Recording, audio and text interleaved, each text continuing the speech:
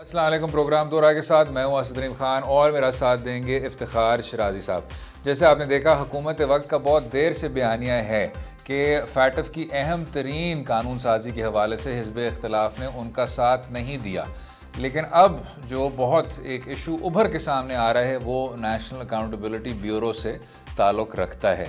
अब हुकूमत वक्त का कहना तो यही है कि इन केसेस से हमारा कोई ताल्लुक़ नहीं, ये वो केसेस हैं जो कि बने थे मुस्लिम लीग नवाज़ और पीपल्स पार्टी के दौर में, लेकिन उसको सामने रखते हुए हिज़्ब इख्तिलाफ का कहना है कि उन्हीं केसेस में जिस तरह के प्रैक्टिसेस हो रहे हैं वो बिल्कुल गैर कानूनी है। और this was thrown in sharp relief senator Salim Mandviwala साहब के केस में। उनको नेशनल अकाउंटेबिलिटी ब्यूरो ने फेक अकाउंट्स केस में शामिल किया। तो मांडवीवाला साहब, जो कि सेनेट के डेप्यूटी चेयरमैन भी हैं, उनका कहना था कि वो हर एक बैनुल-अक़वामी फोरम पर नेशनल अकाउंटेबिलिटी ब्यूरो के करतूत बयान करेंगे, चाहे वो EU हो, चाहे वो यूनाइटेड नेशंस हो। और साथ में उन्होंने ये भी कहा कि सेनेट की कमेटीज़ को इस्तेमाल किया जाएगा, जिनकी भरपूर इन्वेस्टिगेटिव पावर्स तो हैं, कि नेशनल अकाउंटेबिलिटी ब्यूरो के अपने अफसरान, उनकी तकर्रियाँ किस तरह हुई, उनकी कारकर्दगी किस तरह असेस हुई और उसमें कौन सी कोताहियाँ और कौन से करप्ट प्रैक्टिसेस सामने आए। ये एक बहुत डेवलपिंग स्टोरी है, लेकिन अब उस पर एक बार फिर डिस्कशन हुई, जो कि पाकिस्तान मुस्लिम लीग नवाज़ के वेटरन सियासतदान राजा ज़फ़रुल हक साहब, जो कि बहुत देर से ऐवान बाला के एक रुकन भी हैं, उन्होंने एक बार फिर नैब की कारकर्दगी के मुतालिक इशू छेड़ दिया और उस पर एक बार फिर हुकूमत वक्त और अपोजिशन के बीच मुबाहिसा हुआ। ज़रा सुन लेते हैं पहले सेनेटर मांडवीवाला साहब का कहना। नैब का अंडर इन्वॉइसिंग केसेस से ताल्लुक़ क्या है? नैब इसलिए तो नहीं बनाई गई थी कि आप कमर्शियल ट्रांजैक्शंस चेक करें, आप इंपोर्ट एक्सपोर्ट चेक करें, आप इंडस्ट्रियल की प्रोडक्ट सेल टैक्स चेक करें। ये तो फिर FBR को आप बंद कर दें। मेरे पास ऑलरेडी हंड्रेड्स ऑफ केसेस पूरे पाकिस्तान से आ चुके हैं, जो कि हम कमिटीज़ में अब टेकअप करेंगे once the session is called. और हिस्ट्री में ये पहली दफ़ा हो रहा है कि सेनेट का सेशन रिक्विजिशन किया है नैब की एक्टिविटीज़ चेक करने के लिए। के साथ साथ ही राजा ज़फ़रुल हक साहब ने नैब के ख़िलाफ़ मोशन मूव की सेनेट में, लेकिन मांडवीवाला साहब के जो इल्ज़ामात हैं वो ज़्यादा से ज़्यादा संजीदा होते जा रहे हैं। अब गैर हतमी रिपोर्ट्स के मुताबिक नैब ने सेनेटर मांडवीवाला साहब की हद तक भी जो कार्रवाई थी फेक अकाउंट्स स्कैम में, वो फ़िलहाल पॉज तो कर दी है, लेकिन इन सवालात के क्या जवाब देखने को मिलेंगे? जनाब शिराजी साहब, आपने मांडवीवाला साहब की तो बात सुनी, लेकिन इसमें जो दूसरी जानिब हुकूमत वक्त बात कर रही है वो यही है कि जी ये केसेस हमारे बनाए हुए नहीं हैं, कि जो नेशनल अकाउंटेबिलिटी ब्यूरो है वो आखिरकार एहतसाब ब्यूरो की ही एक तरह की मिरास है, जो कि सेनेटर सैफुर रहमान के सियाद दौर में सबसे पहले उसकी बुनियादों को आपने तय किया था। किस तरह देखते हैं जनाब इस इशू को?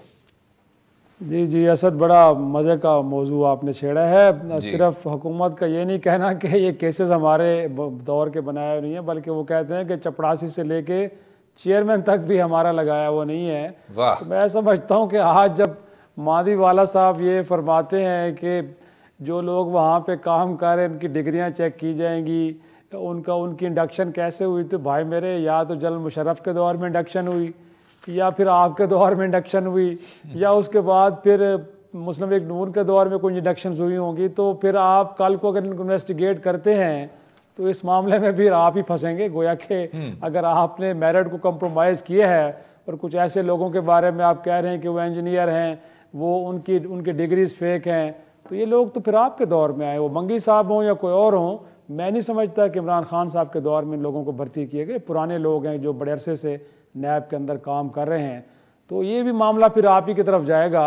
लेकिन मोर इम्पॉर्टेंटली मैं समझता हूँ कि कुछ मामलात के ऊपर अगर हम कहें कि अपोजिशन अपने आप को बचाने के लिए नैब को क्रिटिसाइज़ कर रही है या हुकूमत को क्रिटिसाइज़ कर रही है, लेकिन मुल्क की आला तरीन अदलिया ने तो बहुत सारे रिजर्वेशन शो किए हैं असद, वो भी आपके सामने हैं, बिल्कुल, जिसके अंदर ये कहा गया है कि बहरहाल इस इदारे की एक तारीख़ है और ये ज़्यादातर पॉलिटिकल मैनेजमेंट के लिए अपोजिशन जमातों को रगड़ा लगाने के लिए इस्तेमाल होता है। और अब भी उन्होंने कहा है कि तासुर ये मिल रहा है कि ये इदारा कुछ इस तरह का काम कर रहा है। तो जब इस तरह की एक न्यूट्रल अंपायर की जानिब से ऑब्जर्वेशंस आ जाएं, तो फिर उसके बाद तो मैं समझता हूँ कि खान साहब को भी सेकंड थॉट लेना चाहिए और आला अदलिया का जो वो बहरहाल एहतराम करते और अपने आप को भी उन्होंने सादिक और अमीन का सर्टिफिकेट वहाँ से लिया और उनके ख़िलाफ़ भी जब केसेस आए बहुत सारे ऐसे, तो उन्होंने अदालतों को अपने आप को सबमिट किया वहाँ पे और अदालतों के फ़ैसलों को तस्लीम भी किया, जिसके नतीजे में उनके बड़े करीबी साथी जहांगीर साहब ताहयात नाअहल हुए। तो अब अगर वहाँ से इस तरह की गुफ्तगू हो रही है तो अपोजिशन को एक तरफ रख दें, उनको ज़रूर सुने और उसके अकॉर्डिंगली अगर कुछ चीज़ें ऐसी हैं जिसका हवाला ख्वाजा आसिफ साहब भी आपने अभी साउंड बाइट चलाया है कि ख़ुद आपने 2013 से 2018 तक आपने इस नैब के कानून को KPK के अंदर नहीं माना और वहाँ पे अपना एक आपने कमीशन बनाया जिसको बाद में आपने ख़ुद ताले लगा दिए। लेकिन मैं समझता हूँ कि गुंजाइश ज़रूर मौजूद है, कुछ चीज़ें ऐसी ज़रूर हैं। और अब भी अब आप बात कर रहे हैं, मांदीवाला साहब कर रहे हैं कि जी क्या बिज़नेस ट्रांजेक्शन्स को, क्या एक्सपोर्ट इंपोर्ट को देखना नैब का काम है। भाई आपके दौर में यही नैब का इदारा जब हाउसिंग सोसाइटीज़ के मामलात को देख रहा था या दीगर मामलात को देख रहा था, उस वक्त आप भी तो सो रहे थे ना, क्योंकि सियासतदानों को कुछ नहीं कहा जा रहा था तो आपको सब कुछ हरा हरा, सब कुछ अच्छा अच्छा नज़र आ रहा था। और जब आपके ख़िलाफ़ केसेस, वो आसिफ जरदारी साहब हों या दीगर लोग हों, उनके अंदर नैब का इदारा केसेस की पैरवी नहीं कर रहा था। ये ऑन रिकॉर्ड बात कर रहा हूँ असद, आपका तो आप ला के तालिब इल्म, आपको याद होगा कि बहुत सारे केसेस के अंदर नैब ने केसेस की पैरवी नहीं की, उसके नतीजे में बहुत सारे मुल्ज़मान जो है वो बाइज़्ज़त बरी हो गए। तो मैं समझता हूँ कि वो भी दौर था, क्योंकि आपकी चीज़ें फेवर में हो रही थी तो आपने कहा कि इस अजदहा को सोने दो, ये हमारे लिए तो नुकसानदेह नहीं है। और तब अब आपके गले पड़ा है और तब आप जानते हैं आपकी भी कौमी सोच तो नहीं है ना शिराजी साहब, जिस दौर का आप जिक्र कर रहे हैं, आप तो सबसे अच्छी तरह जानते हैं कि अदालत उज़्मा तब नेशनल अकाउंटेबिलिटी ब्यूरो के अफसरान को फारिग कर रही थी उनकी नाअहली को सामने रखते हुए या उनकी कारकर्दगी ना होने की बुनियाद पर। लेकिन जनाब आपने अभी जिक्र किया जो लेटेस्ट अदालत उज़्मा का लैंडमार्क फ़ैसला था जस्टिस मकबूल बाकर साहब का, जिसमें उन्होंने दिया हुआ है कि जी नेशनल अकाउंटेबिलिटी ब्यूरो किस तरह पॉलिटिकल फिक्सिंग के लिए इस्तेमाल होती है। और ये आपने बहुत दिलचस्प जिक्र किया शराजी साहब कि PTI हुकूमत ने भी KP में एहतसाब कमीशन का जो एक सिलसिला रहा है वो सबके सामने है, और जो उसी कमीशन को फिर ताले लग गए और जो उसके ज़्यादा ख़ुद मुख्तार सरबराह थे उनके साथ क्या हुआ वो भी तारीख़ का हिस्सा बन तो चुका है।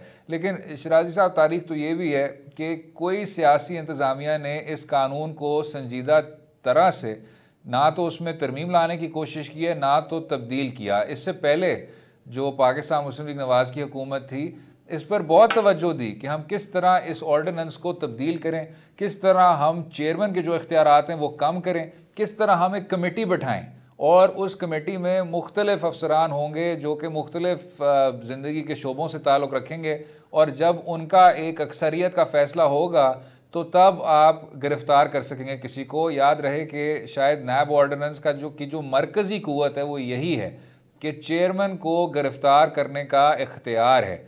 उसी पे सर इसी एक बुनियाद पर यह सारा कानून खड़ा हुआ है। लेकिन ना तो नवाज़ लीग की हुकूमत ने किया, ना तो पीपल्स पार्टी की हुकूमत ने किया, और जो पाकिस्तान तहरीक इंसाफ के कुछ महदूद इस्लाहात थे वो कभी ब्यूरोक्रेट्स को एक टाइम बाउंड ऑर्डिनेंस के ज़रिए कभी प्रोटेक्ट कर लिया, उस तरह की कोई चीज़ कर ली। वैसे तो बुनियादें बिल्कुल वही की वही हैं। तो हम डिस्कस क्या कर रहे हैं शराजी साहब, क्या सेनेट को जो कि ऐवान बाला है उसको ये बात नहीं कर लेनी चाहिए कि जी जो जड़ है वो क्या है, कानून को अमेंड करें? हाँ, तो ये इस बात का इंडिविजुअली तो इजहार ज़रूर होता है सर, लेकिन कलेक्टिवली तो इस बात को एक्सेप्ट नहीं किया जाता ना, नहीं किया जाता। जी बिल्कुल माजी में गलतियां हुई, भी माजी में गलतियां कैसे हो गई? अच्छा, एंड सॉरी टू से सर, इस सारी डिस्कशन में अभी भी ऐसा मुझे मिला नहीं, या तो राजा ज़फ़रुल हक साहब की जानिब से या पाकिस्तान पीपल्स पार्टी की जानिब से कि जी हम इस बिल को इस तरह टेबल करना चाहते हैं और ये इस्लाहात हैं, ये वो तरमीमें हैं जो नैब के कानून में आनी चाहिए। तो उससे कभी कभी ऐसे नुमाया होता है शराजी साहब, हालांकि बेनिफिट ऑफ द डाउट देना चाहिए अपने मुंतखब नुमाइंदों को, कि वो सिर्फ इस चीज़ का इंतज़ार कर रहे हैं कि जब खुद बाइख्तियार हो जाएं तो यही अदारा इन्हीं लोगों के ख़िलाफ़ फिर उसी तरह से इस्तेमाल करेंगे, कानून को चेंज नहीं करेंगे। बिल्कुल बिल्कुल, मैं मेरा ख्याल है कि बिल्कुल आपकी बात 100% दुरुस्त है कि ऐसे ही है कि जब उनकी बारी आएगी तो वो भी समझते हैं कि फिर ऐसा तगड़ा इदारा होना चाहिए। जब आप अपोजिशन जमातों की आर्म ट्विस्टिंग करें तो आपके पास भी कोई ऐसा टूल होना चाहिए। तो सोच यही कार फार्मा है, वरना तो मेरा ख्याल में चीज़ों को एड्रेस करने में 18वीं तरमीम में क्या कुछ एड्रेस नहीं हुआ, बट अगर इन चीज़ों को आपने छोड़ा है तो आपने क्या किया है, आपने वक्ती मैनेजमेंट की। आज जिस तरह नैब के ऊपर इल्ज़ाम आ रहा है या सुप्रीम कोर्ट की ऑब्जर्वेशंस आ रही हैं कि वो पॉलिटिकल फिक्सिंग के लिए इस्तेमाल हो रहा है, इन्होंने उस दौर में, अपने दौर में इन्होंने नैब की फिक्सिंग की। गोया के चेयरमैन अपनी मनपसंद लाए गए और उन चेयरमैन को कहा गया कि आपने सियासी लोगों के खिलाफ कुछ नहीं करना, तो हुआ भी ऐसे। वो कमर जमान चौधरी साहब सद एहतराम के साथ या बाकी जितने भी लोग थे, वो लोग इसी अंडरस्टैंडिंग पे आए थे कि उन्होंने सियासतदानों के खिलाफ मामलात को ज़्यादा नहीं खोलना, रादर जो माजी के मामलात भी चल रहे हैं उनकी भी कुछ ज़्यादा एग्रेसिवली पैरवी नहीं करनी, और इनका ख्याल था कि ये बेस्ट मैनेजमेंट है। लेकिन आज वक्त ने साबित किया कि ऐसा हरगिज़ नहीं है। अगर आप किसी इदारे को जिसके बारे में आपका ख्याल है कि उसके पास इख्तियारात बहुत ज़्यादा हैं या मिस यूज़ ऑफ अथॉरिटी हो सकता है, और अगर आप उन चीज़ों को इस तरह एड्रेस करना चाहते हैं, तो आज आपने उसका नतीजा भुगत लिया कि आज अब आपको ख्वाजा आसिफ साहब के बारे में कह रहे हैं कि नैब ने 5 बार बुलाया, वो 5 बार पेश भी हुए, उनको जो सवाल नामे दिए गए उनके उन्होंने जवाबात भी दिए, लेकिन उसके बावजूद वो गिरफ्तार हो गए।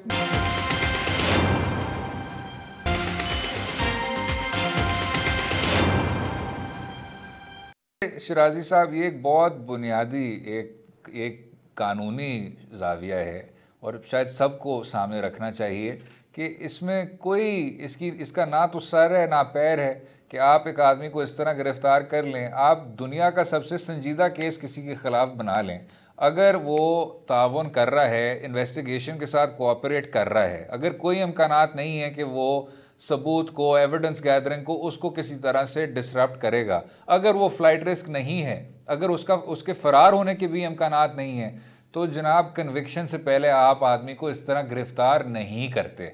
और ये भी शायद बेल की एक बुनियाद अब लोगों को रख लेनी चाहिए कि if is not a flight risk, if is not obstructing investigation, अगर वो आपके साथ कोऑपरेट कर रहा है तो उसको गिरफ्तार कर लेना, फिर 2 हफ्ते उसको जुडिशल रिमांड में रखना, फिर उसके बाद अप्रूवर्स को तोड़ने की कोशिश करना, वो वही बात हो जाती है शिराजी साहब कि आप कन्विक्शन को तवज्जो नहीं देते। आप सिर्फ कोशिश करते हैं कि जितनी ज़्यादा देर हो सकती है आदमी की ज़मानत ना होने तक, हम उसी में ही अपनी सारी इन्वेस्टिगेशन और शवाहिद की बुनियाद पर रेफरेंस फाइल कर दें। तो ये बिल्कुल ही एक बैक टू फ्रंट किस्म का प्रोसीजर है, और उसी वजह से फिर आपकी आला अदालतों में नैब के इतने ज़्यादा हाई प्रोफाइल केसेस हैं जिसके आखिर में आदमी बाइज्जत बरी हो जाता है। जी जी, बिल्कुल बिल्कुल, यही वो बुनियादी वजूहात है जिनके ऊपर नैब के ऊपर इस तरह की सीरियस ऑब्जर्वेशन भी आती हैं, और जिससे आपको अपोजिशन जमातें हों या फिर ताजर बिरादरी हो या इसी तरह ब्यूरोक्रेसी हो, सबको इस तरह की तनकीद करने का या इस तरह की पॉइंट स्कोरिंग का जवाज़ मिलता है, और काफ़ी हद तक उसके अंदर हमें फिर जान भी नज़र आती है। आहा चीमा के मामले पे देख दें, फवाद के मामले में देख लें, या पॉलिटिशियंस के मामले में देखें, 6-6 माह 9-9 माह आपने लोगों को ज़ेर हिरासत रखा और उसके बाद भी आप अदालतों से जाके मज़ीद रिमांड की इस्तदा कर रहे हैं, और गोया कि उसके अगेंस्ट आप कोई लीगल कोई एक आप जवाब भी पेश नहीं कर रहे कि किस बुनियाद पे आप ये कह रहे हैं कि मज़ीद आपको इन लोगों की कस्टडी चाहिए। तो मैं समझता हूँ कि इससे तो लगता है कि नैब का जो कानून है, बहरहाल उसके अंदर बहुत ज़्यादा स्पेस दे दी गई है। वो चेयरमैन नैब हों या इन्वेस्टिगेटर्स हों, उनको इतना ज़्यादा आपने जगह दे दी है कि वो उसका जिस तरह इस्तेमाल चाहें और कोई अकाउंटेबिलिटी नहीं है।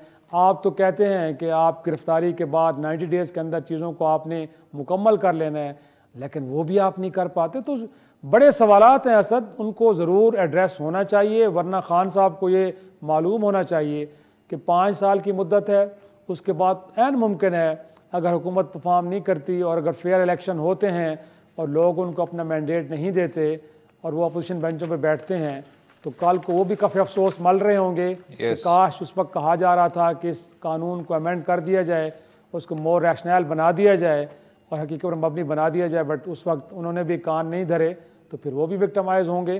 तो मैं समझता हूँ कि लार्जर इंटरेस्ट के अंदर, और बिलखसूस ये तो पॉलिटिशियंस की बात हो रही है, मैं समझता हूँ कि इस मुल्क के अंदर आज अगर बिजनेस साइकिल भी रुका हुआ है तो बहुत सारे लोग शायद इसलिए इस मुल्क के अंदर बिजनेस एक्टिविटी नहीं करे कि उनको खदशा ये है कि जब वो इस तरह पैसे निकालेंगे, इन्वेस्ट करेंगे, तो कहीं फिर जनाब बिल्कुल क्योंकि हमारा वक्त जरा कम हो रहा है शिराजी साहब, बिल्कुल इस कानून को स्ट्रीमलाइन करें, लेकिन इस तरह स्ट्रीमलाइन नहीं कि आप इसको बिल्कुल ही टूथलेस कर दें, जो कि शायद शुरू में कार्रवाई करने की कोशिश की थी। लेकिन दूसरी जानिब सर, इधर कोई बस की बात नहीं है कि आप एक आदमी को गिरफ्तार कर लें और कन्विक्शन को तवज्जो ना दें।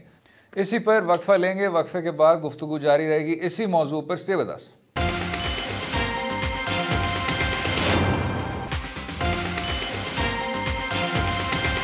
वेलकम बैक टू दोहराए। बात कर रहे थे ऐवान बाला में जो नेशनल अकाउंटेबिलिटी ब्यूरो को तनकीद का निशाना बनाया गया और जो मुख्तलिफ हुकूमतों की नाकामी थी इस कानून में तरमीम लाने की। जनाब शराजी साहब, जो इधर डिस्कशन हुई और काफ़ी ज़्यादा तशवीशनाक हुई, इसमें जो फहरिस्त एक ह्यूमन राइट्स एक्टिविस्ट ने पेश की थी इसी ऐवान में, उन्होंने कहा कि ये वो सारे नाम हैं जो नैब की हिरासत में या तो उन्होंने ख़ुदकशी की हो या उसी वक्त वो फिर दुनिया से रुखसत हो गए हों। और जो उन्होंने वजह बताई वो ये थी, humiliation faced by them at the hands of नैब। यहाँ जो प्रोविज़न है प्ली बार्गन की सर, उसको भी संजीदा तनकीद का निशाना बनाया। नैब का जवाब था कि दुनिया भर में प्ली बार्गन को इस्तेमाल किया जाता है और जो अक्यूज़ड है वो ख़ुद वॉलंटरली फ़ैसला करता है प्ली बार्गन करने का। इसमें शराजी साहब शायद ये भी याद रहना चाहिए कि नेशनल अकाउंटेबिलिटी ब्यूरो बुनियादी तौर पे एक रिकवरी बॉडी है। हम शायद इस चीज़ को अक्सर भूल जाते हैं क्योंकि उसका एक बयानिया बना हुआ है कि ये सारे वो करप्ट लोगों के ख़िलाफ़ जाता है, हालांकि दूसरी जानिब फिर यही आपको सुनने को मिलता है कि बहुत ही एक ड्रकोनियन अदारा है। रिकवरी बॉडी क्या, वॉलंटरी रिटर्न और प्ली बार्गन के ज़रिए जो मुल्क का लूटा हुआ पैसा है वो ट्रेजरी को वापस ले आएँ, वापस वो पैसा बहाल करें। ये चीज़ अक्सर हम भूल जाते हैं। किस तरह देखते हैं जनाब?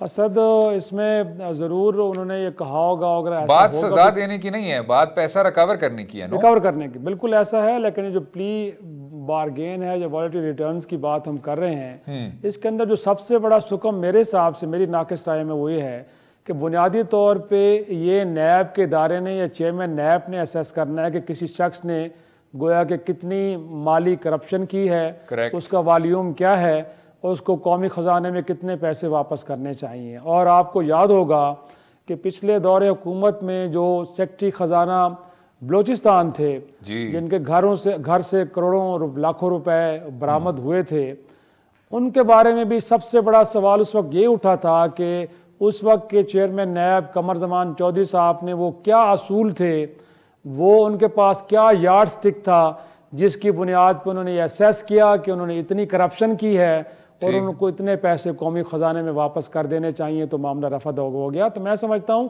कि इसके हवाले से भी कोई थर्ड पार्टी असेसमेंट हो। अगर थर्ड पार्टी असेसमेंट का निज़ाम वज़ा नहीं करेंगे असद, तो फिर इस बात का कवी एहतमाल है, इसका इम्कान मौजूद है कि उसमें फिर ख़ुद नैब के लोग किसी करप्शन में इन्वॉल्व हो सकते हैं। बुनियादी तौर पे कहीं वो लेस असेस करेंगे, वो एक्चुअल अमाउंट नहीं बताएंगे और उसके नतीजे में जो प्ली बार्गेन होगी या वॉलंटरी रिटर्न्स होगा वो एक्चुअल नहीं होगा। और लगता ये है कि फिर नैब के लोग भी, ये भी को आसमान से तो नहीं उतरे ना, हो सकता है कि वो भी किसी करप्शन है। और माजी में तो आपने देखा है कि खुद मौजूदा चेयरमैन नैब ने यह कहा है कि सखर में या कहीं और जगहों पर कुछ नैब के लोगों ने मुख्तलिफ पोस्टिंग ट्रांसफर्स के अंदर लोगों को पे दबाव डाला और कहा गया कि इन लोगों को आप ट्रांसफ़र क्यों नहीं कर, फलां जगह को फलां जगह पे लगा दें। तो अगर इस तरह की प्रैक्टिसेस हो रही हैं तो ये भी मुमकिन है कि प्ली बार्गेन के अंदर जो आप असेसमेंट दें वो एक्चुअल असेसमेंट ना हो, उसके नतीजे में आप भी बेनिफिशरी हो सकते हैं। तो इस हवाले से ज़रूर, और मैं समझता हूँ कि जिसने कौमी जुर्म किया है तो फिर उसके लिए कोई सज़ा तो होनी चाहिए ना। आप ऐसा कैसे कर सकते हैं कि कोई जुर्म करने वाला कुछ अमाउंट वापस करके तो फिर वो क्लीन चिट लेके चला जाए? तो मैं समझता हूँ इसको डिबेट होनी चाहिए। लेकिन मोर इम्पोर्टेंटली असद, एक और जुमला मैं जरूर ऐड करूंगा कि इस वक्त आप सेनेट के अंदर इसको डिस्कस डिबेट जरूर कर रहे हैं, लेकिन मैं ये आपको खबर दे रहा हूं कि बुनियादी तौर पे मांदीवाला साहब जो चाह रहे थे कि चेयरमैन नैब को इस ऐवान के अंदर बुलाया जाए और उनको जवाब दे किया जाए, लगता यह है कि इन पार्लियामेंटेरियंस को ये कहा गया है कि ये डुएबल नहीं है, इस मुतालबे से आप पीछे हट जाएं। बेशक इस मामले को डिस्कस करना चाहते हैं, उतने तक आज़ादी है। तो जब पार्लियामान के लोग इतने बेख्तियार हैं तो मैं समझता हूँ कि फिर चीज़ें कहाँ एड्रेस हो सकती हैं। सर, मुझे तो कोई उम्मीद नहीं। ये शराजी साहब, ये हम आपके जर्नलिस्टिक एक्सेस से बेनिफिट करते हैं। ये भी एक स्टोरी हो गई कि ऐसा लगता नहीं है कि खुद साहब पेश होंगे, लेकिन नैब क्या कहता है सर? नैब कहता है कि जी हम वाहिद एंटी करप्शन ऑर्गेनाइजेशन है जिसने 460 अरब रुपए इन्हीं करप्ट अनासर से किसी ना किसी तरह से बहाल किया है। और जहाँ तक प्ली बार्गन की बात है, उसको कानूनी तौर पर एक कन्विक्शन तस्वर किया जाता है, और उस कन्विक्शन के बाद सर ये बल्कि ऑर्डिनेंस का हिस्सा भी है कि अगर आप एक नुमाइंदे हैं तो you can not become eligible to contest any election. Sir 10 साल तक आप एलिजिबल नहीं होते, ना तो आपको किसी बैंक से कर्ज मंजूर हो सकता है, और साथ में अगर आप एक हुकूमती अफसर हों तो आपके सर्विसेज टर्मिनेट किए जाते हैं और अदालत फिर उस प्ली बार्गन को मंजूर करता है। तो कहना वो ये चाह रहे हैं कि जी एक प्रोसेस है और उसके साथ कुछ आपके सोशल स्टिग्मा आते हैं। बैंक से आपको कर्जा नहीं मिलेगा, आप 10 साल कंटेस्ट नहीं कर सकते, आपकी हुकूमती कार्रवाई आगे नहीं बढ़ सकती, आपका गवर्नमेंट सर्विस आपका ख़त्म हो जाता है। तो this is on one and sir. जो दूसरी जानिब है वो वही जो मांडवी वाला साहब ने कहा कि इस इदारे को ब्लैक लिस्ट होना चाहिए। ये भी तब हुआ जब 29 नवंबर को, ये तब है जब सेनेट के डेप्यूटी चेयरमैन साहब ने न्यूज़ कॉन्फ्रेंस भी की थी। नैब ने एहतसाब अदालत से कहा कि हम 3.1 मिलियन शेयर्स फ्रीज कर रहे हैं जो कि मांडवी वाला साहब के नाम में रजिस्टर हुए हुए हैं और SECP में रजिस्टर हुए हुए हैं in connection with the fake accounts case. तो इसमें सर जो सवाल बनता है वो ये है कि एक तरफ अदालत उज़्मा के बहुत स्ट्रॉन्ग ऑब्जर्वेशंस हैं इस इदारे के ख़िलाफ़। उन्होंने कहा ये वन साइडेड है, उन्होंने कहा ये सियासी इंजीनियरिंग के तौर पे इस्तेमाल किया जाता है, उन्होंने तो लफ्ज़ पिगमी का भी इस्तेमाल किया हुआ है उस लैंडमार्क फैसले में। जस्टिस मकबूल बाकर साहब की जजमेंट है। जो दूसरी जानिब शराजी साहब देखने को मिलता है वो ये है कि सियासी अनासर जिन पर ख़ुद इस तरह के संजीदा नैब के केसेस बने हुए हैं वो भी फिर उस पर हमला करते हैं, फुल फ्रंटल अटैक करते हैं। तो ये जो एक कोलिजन बना हुआ है इसका हल क्या है सर?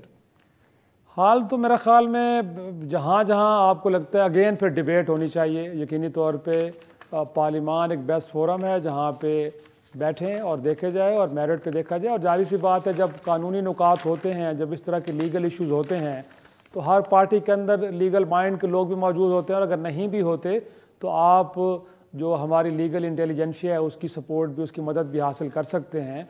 और आप देख सकते हैं कि कौन से ऐसे कवानीन हैं जो किसी भी इदारे के सरबराह को या उसके अफसरान को इतनी छूट देते हैं कि उसका मिसयूज़ भी कर सकते हैं, तो उनको देखा जा सकता है। लेकिन ख़ुद वो ब्यूरोक्रेट्स हों, वो पॉलिटिशियंस हों या वो ताजर बिरादरी हों, उनको भी तो अपने माली मामलात को बड़ा क्लीन रखना चाहिए ना। अगर कोई सवाल उठा है और आप समझते हैं असद कि आपकी जितनी भी ट्रांजैक्शंस हैं, आपने जितना भी कोई कारोबार किया है, आपने जितने भी कोई एक्टिविटी की है वो सारी की सारी लीगल है, डॉक्यूमेंटेड है, तो फिर मैं नहीं समझता कि घबराने की ज़रूरत है। फिर मीडिया भी मौजूद है और ख़ुद नैब का फोरम, वहाँ पे भी आप चीज़ों को जाके तो अपने फेवर में डिफेंड कर सकते हैं। मैं नहीं समझता कि फिर घबराने की ज़रूरत है। अगर मांडवी वाला साहब ने 10 कोर के साथ या किसी और इदारे के साथ कोई लीगल बिजनेस किया है और उन्होंने कोई चीज़ों को छुपाया नहीं है, उन्होंने कोई फ्रंट मैन के नाम पे कंपनी नहीं खोली थी, उन्होंने कोई और इस तरह के इकदाम नहीं लिए, तो फिर क्या ज़रूरत है आपको घबराने की। आपको अगर कोई सवालनामा भेजा गया है उस सवालनामे के जवाब दे दें। अगर आपके खिलाफ कल को कोई रेफरेंस आता है, कोर्ट ऑफ लॉ में जाके अपने आप को डिफेंड करें। मैं नहीं समझता कि इस मुल्क की अदालतें इतनी ज़्यादा कहीं से इन्फ्लुएंस्ड हो रही हैं कि अगर आपके जो स्ट्रॉन्ग लीगल पॉइंट्स होंगे उन तमाम को इग्नोर करके और आपके अगेंस्ट फैसला आएगा, ऐसा हरगिज़ नहीं होगा। हमने देखा है कि बहुत सारे लोग बाइज्जत बरी भी हुए हैं और उसके बाद अगली अदालतें भी मौजूद हैं। आपने देखा है इतनी बड़ी GIT बनी नवाज शरीफ, मरियम नवाज साहब के खिलाफ, उसके बाद जाके किसी एक अदालत में जाके उनको कहीं रिलीफ भी मिला है।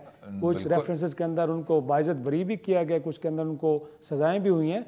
तो मैं नहीं समझता कि फिर इसका वावेला मचा आप मीडिया में बैठ के और कहें कि देखिए ना शराजी साहब, अगर आप सिर्फ मियां साहब की मिसाल ले लें तो एवनफील्ड अपार्टमेंट्स के केस में उनका जो सेंटेंस है उसको सस्पेंड कर दिया गया। जो फ्लैगशिप का केस था उसमें तो उनको पूरी तौर पे बरी किया गया, और अब जो अजीजिया केस है उसमें कन्विक्शन हो गई। लेकिन उस कन्विक्शन को भी अब मियां नवाज शरीफ साहब की लीगल टीम अपील कर रही है। तो कानूनी रास्ते तो बेतहाशा हैं, सही कह रहे हैं। इसी पर वक्फा लेंगे, वक्फे के बाद बात करेंगे कुछ इंडी के हवाले से। ऑटो इंडस्ट्री जो कि पाकिस्तान की कई इंडस्ट्रियों की तरह एक मोनोपोली बन गई या ओलिगोपोली बन गई, उसमें अब बहुत देर बाद कुछ कंपटीशन के कतरे देखने को मिल रहे हैं। स्टे विद अस।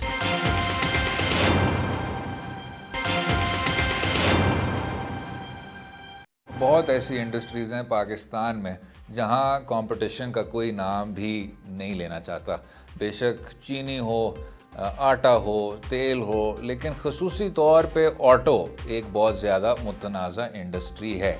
कहा यह जाता है, और ये तनकीद शायद बजा है, कि 2-3 ही बड़े ऑटो इंडस्ट्रीज़ हैं या कंपनीज़ हैं, सुजुकी, इंडस और एटलस होंडा, जिन्होंने बहुत देर से पाकिस्तान की मार्केट को कॉर्नर कर लिया था। और हुकूमत भी इस हद तक नाकाम रही कि ना तो नए प्लेयर्स को इंसेंटिवाइज कर सकी, और यही जो सब स्टैंडर्ड गाड़ियाँ थीं जिनका ना तो वो मेयार था, ना तो उनके सेफ्टी स्टैंडर्ड्स उस हद तक अच्छे थे कि उनको मार्केट में इस तरह एम्ब्रेस किया जाए, अब जाके कुछ ना कुछ कंपटीशन देखने को मिल रहा है।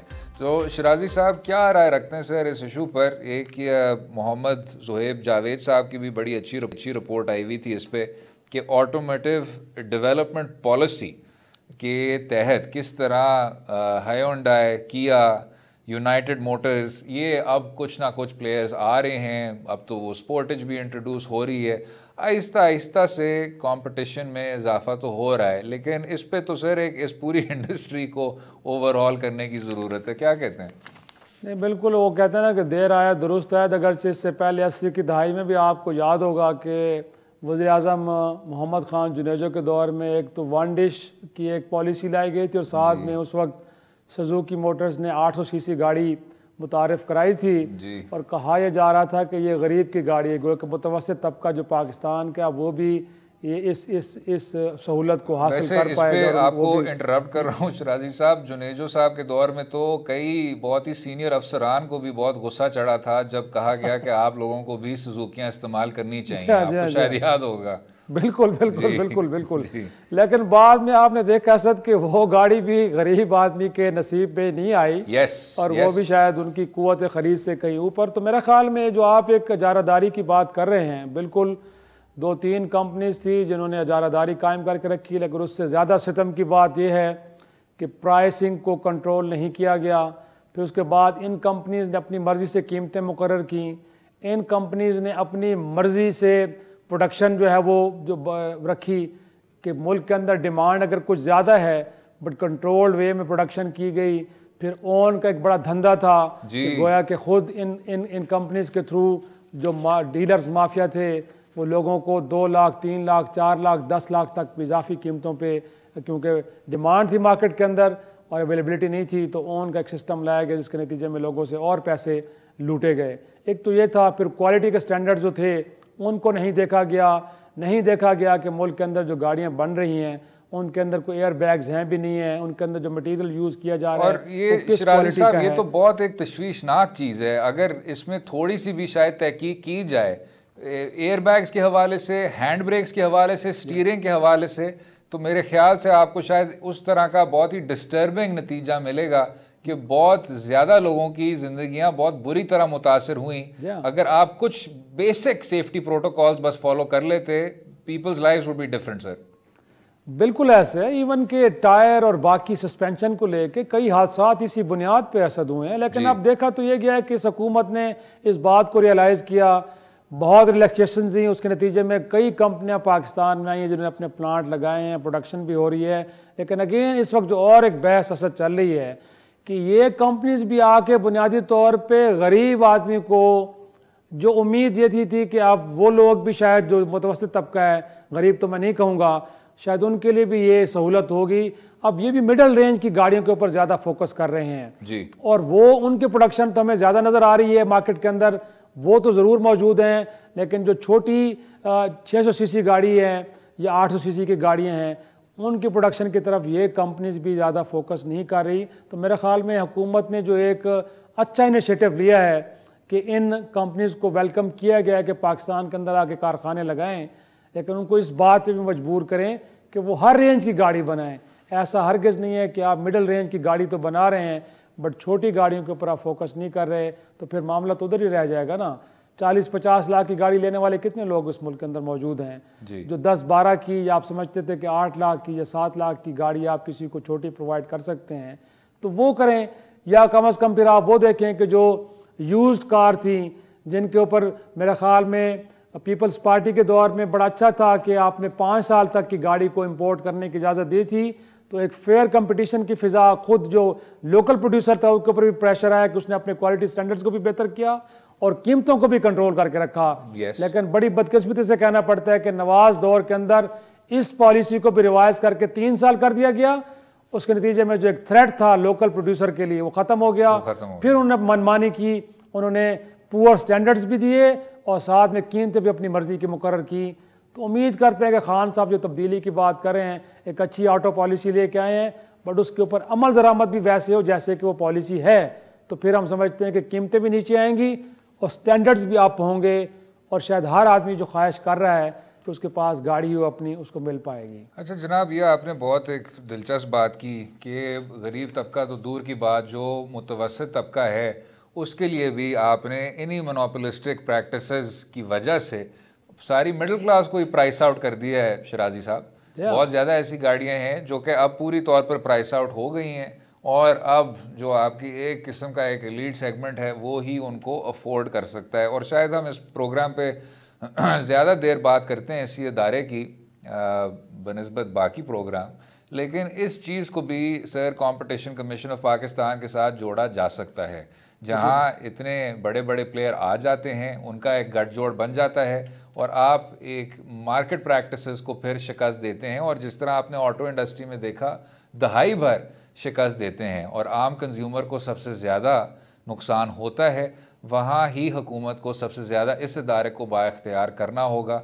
आइनी करार तो उसका अब अफर्म हो गया है अदालत आलिया की जानिब से, लेकिन अब उसको अगले लेवल तक लेके जाना होगा और मार्केट में एक कंपटीशन की लहर को बहाल करना होगा। उम्मीद है आज का प्रोग्राम आपको पसंद आया होगा। मुझे और शिराजी साहब को अपनी राय से भी आगाह कीजिए।